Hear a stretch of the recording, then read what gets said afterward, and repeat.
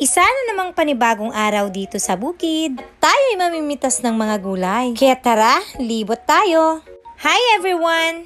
Isang panibagong araw na naman sa buhay natin. At syempre, paggising sa umaga, kailangang masiglang harapin ang buhay. Medyo maulan-ulan na umaga, pero hindi tuhad lang para hindi ako mamitas nga ng mga gulay. Nakasilip nga ako dito ng medyo orange-orange ng ampalaya. Tapos yung iba, ganito nga yung kinalabasan na. Etong orange na ampalaya ay kinuha ko na nga para pang binhi. Ito nga pala yung tinatawag namin na ligaw na ampalaya. Yung kusang nga lang tumutubo dito. At kadalasan, galing nga yan sa tae ng ibon.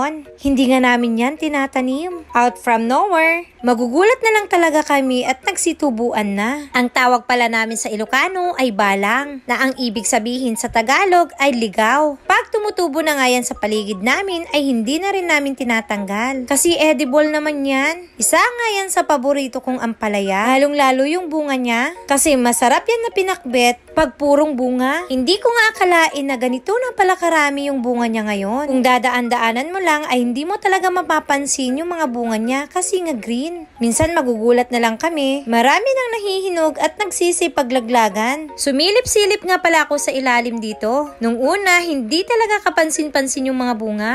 Kailangan mo pa talagang silipin ng mabuti. Kaya't nung napansin kong medyo marami-rami na, nag-decide nga akong kumuha para lutuin. Kadalasan pala, sa mga bundok at medyo magubat to tumutubo. But we're lucky enough kasi tumutubo nga dito sa amin. Sobrang laking pakinabang nga to sa amin. Kasi yung talbos at dahon, paborito nga namin nilalagay yan sa munggo. Isa pa, hindi yan mapait. Last time nga nakapagbenta din ako ng talbos niya. Good thing kasi maganda yung paakyatan niya ngayon. Hindi kagaya dati, dun sa harap ng bahay namin ay gumagapang na lang dun sa mga halaman ko. Pero dito, since may mga tanim talaga kaming ampalaya, medyo inalagaan at pinaakyat na rin. Ganyo tong mga kinuha ko. Hanggang ganyan lang pala yung mga sizes niya at hindi ganun lumalaki. Ito na pala lahat ng mga nakuha ko. Hindi ko sure kung meron pa.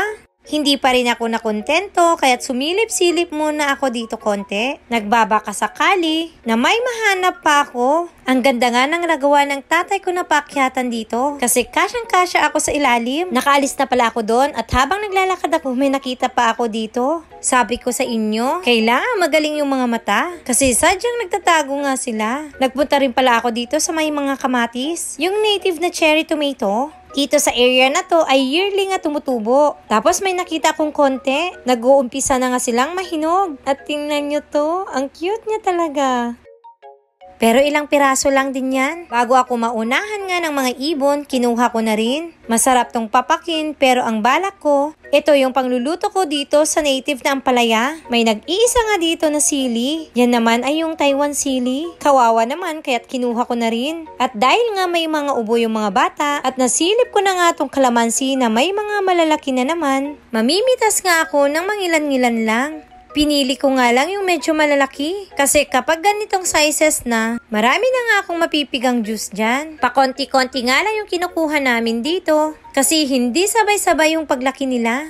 Maraming ang bunga pero mga bubot pa. Pag ganyan kasing maliliit pa ay hindi pa yan talaga ma-juice. Pagkatapos ko sa kalamansi, nagpunta naman ako dito sa may kalabasa. Everyday may napipitas nga akong bulaklak ng kalabasa. Since hindi naman nagtatagal sa isang araw, kahit 2 o 3 piraso nga lang yan ay kinukuha ko na rin. Minsan hinahalo ko na nga rin yan sa isda. Kasi pag hindi na-consume sa isang araw, masasayang lang at mabubulok. Meron din palang karagdagan dito sa harap ng bahay. Pero itong bulaklak na to ay hindi pwedeng kunin dahil nga may bunga. Kahit pa konti-konting gulay dito sa paligid, ay talagang blessing na para sa amin. Imaginin mo, ikot-ikot ka lang dyan. Ilang minuto nga lang ay makakakuha ka na ng mga pang-ulam. Yung okra pala ay nauna nang napitas ng tatay ko. Bumalik pala ako dito sa garden para manguha naman ng talbos ng kamote. Gusto ko nga rin kasi mag-ulam ng talbos, yung isasaw-saw sa bagoong isda. Kadalasan sa aming mga Ilocano ay halos ganito nga yung ulam namin. Yung purong talbos ng kamote ay ilalaga nga lang. Tapos isasaw-saw lang yan sa bagoong isda. Finally, ito na nga lahat pala yung na-harvest ko ngayong araw. Sinong makakapagsabi na dyan lang sa paligid, kumembot-kembot ka nga lang ng konti at eto na nga pala yung makukuha mo. Wala pa dyan yung ibang gulay namin like ng katuray,